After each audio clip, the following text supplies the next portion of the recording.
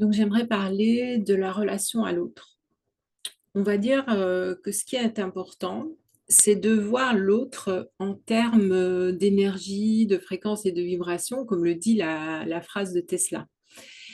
Et donc, ça va changer beaucoup de choses parce que ça ne va plus aller dans un sentiment de c'est bien, c'est mal, mais aussi on va avoir d'autres critères. C'est-à-dire que souvent, on est en relation avec quelqu'un, on est dans beaucoup de confusion. Est-ce que c'est une personne pour moi?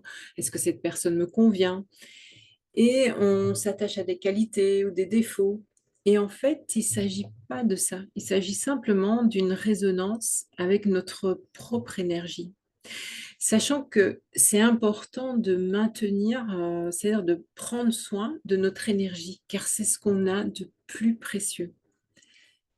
C'est ce qui va nous permettre de pouvoir faire face aux situations dans la vie, d'être en bonne santé, d'avoir des élans créatifs, d'être guidé par des inspirations, d'avoir un bon état d'esprit. Tout ça, ça part de cette énergie dont il faut prendre soin. Et donc, quand on est en relation, il y a plusieurs choses. Donc, déjà, le percevoir sous forme d'énergie, ça empêche de rentrer dans une culpabilité, de juger ou d'excuser parfois la personne. Souvent, on sent que cette relation n'est pas adéquate, mais on va trouver plein d'excuses, de circonstances atténuantes par rapport à son passé, par exemple, ou de se dire, ben oui, mais parfois quand même il est gentil ou cette personne est gentille. Euh, et donc, on rentre de nouveau dans ce bien-mal, dans ce côté dualiste. Et du coup, la relation ne va plus être juste ni pour nous, mais ni pour l'autre non plus. Parce qu'il faut savoir que quand on est dans la justesse, c'est aussi un acte d'amour envers l'autre. Même si l'acte d'amour, c'est non, ou je prends de la distance, ou ça, j'accepte plus. Donc, deuxième chose, c'est que l'autre, c'est nous. Donc, c'est une partie de nous. Donc, il faut bien comprendre que quand quelqu'un vient dans notre champ, dans notre scène de théâtre, on pourrait dire, c'est quelqu'un qui vient, en fait, c'est la vie qui prend ce costume humain pour être en interaction avec nous. Et ça vient nous montrer, donc, soit un effet miroir, c'est-à-dire que ça vient nous montrer quelque chose qu'on ne veut pas voir à l'intérieur, surtout s'il y a quelque chose dans cette personne qui vient nous toucher ou nous faire réagir. Soit c'est la vie qui nous lance un défi. Par exemple, on a réglé quelque chose et on est à nouveau soumis dans ce qu'on croyait avoir réglé. C'est vraiment pour se réaffirmer en tant que souveraineté, en tant que divinité, et ne pas tomber de nouveau dans le piège de la dépendance affective, de la compassion, du sauveur, surtout pas. Euh, vous voyez, il y a toutes ces fausses notes à ce moment-là qui viennent et qui font que cette relation, ça, c'est pas juste en fait.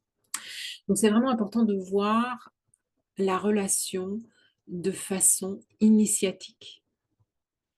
Et ça a beaucoup nous aider dans le choix, bon, si on peut parler de choix, parce qu'il n'y a pas vraiment de choix, mais dans les personnes qui vont nous entourer, qui vont apparaître dans notre vie.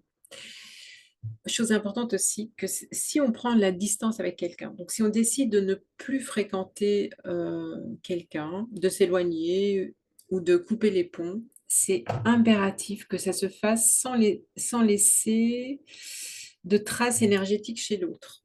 C'est-à-dire, je prends la distance, mais je suis complètement en paix avec cette personne.